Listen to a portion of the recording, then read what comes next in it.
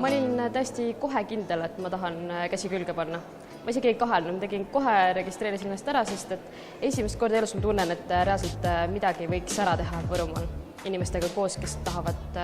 panustada siia. Paar ideed on, kes ei saanud nagu oma sellist loodetud meeskonda kokku. Mulle oli tegelikult natuke üllatus, mulle tundusid need nagu hästi tugevad ideed ja samal ajal idee, kus ma arvasin, mis äkki ei saa meeskonda kokku, sai nagu väga ägeda meeskonna kokku. Et selles mõttes on see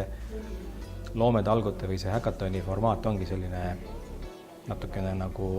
üllatuslik, et ega sa väga ette planeerida ei saa, et läheb nii nagu läheb. Selle asja selgitamine, et mida me teeme, et see ei ole nagu päris häkaton, eks ju, ta on kuskil Võrus, kuskil Vastselinas, just kuule, et keset metsa, et see võib-olla taustajas natukene rohkem selgitamist, avamist, aga kui see mõistmine oli tulnud, siis mentorid olid praktiliselt ikka esimese hetkega valmis kaasa lööma. Mentor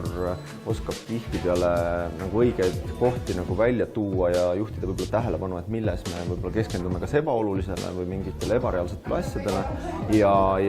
nii-öelda aitab seda fookust võib-olla tagasi nagu paika sättida, et selles mõttes mentorite kaastamine töögruppide juures on väga hea. Et alguses tekib mingi esmane nägemus, kuidas võiks olla ja siis nii-öelda samm-sammult erinevalt läbi käies, läbi analüüsides tegelikult vahepeal mingeid uusi mõtteid, nägemusi, mis nagu siis kas toetavad või muudavad natuke seda algset ideed. Reedel sai paberil pandud tegelikult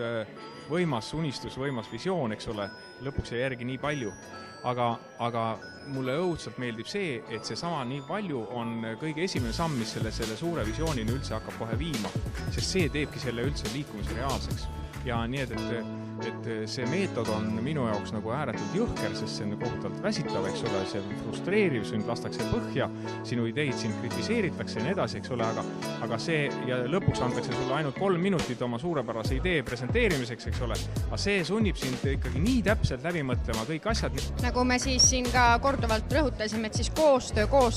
et sellised üritused ongi selleks võtmeks, et me saame üksteisega tuttavaks ja saame koostööd luua. Ma arvan, et meil läks väga hästi, meil vedas, meil on super meeskond sai kokku, me saime praktilisi lahendusi, kuidas edasi toimida ja ilmselt võib-olla minu ootused olidki midagi sellist, aga nüüd ma sain partnerid, et ma ei ole üksi, see on kõige olulisem. Sain hästi palju isiklikult, õppisin juurde, nägin nii palju huvitavaid uusi juhtumeid, erinevaid neid kohalikke sädeinimesi, kes veavad kohalikku elu edasi ja nägin ka just seda, et seda mitmekesisust, et siin ei olnud ainult ühesugused projektid, aga niivõrd eri tüüpi inimesed, eri tüüpi probleemid ja hea meel on, et enamik nendest probleemidest saidki kas siis moel või teisel mingi lahenduse või lahenduse alguse kätte, et on lootust, et sealt reaalselt hakkab elu muutuma.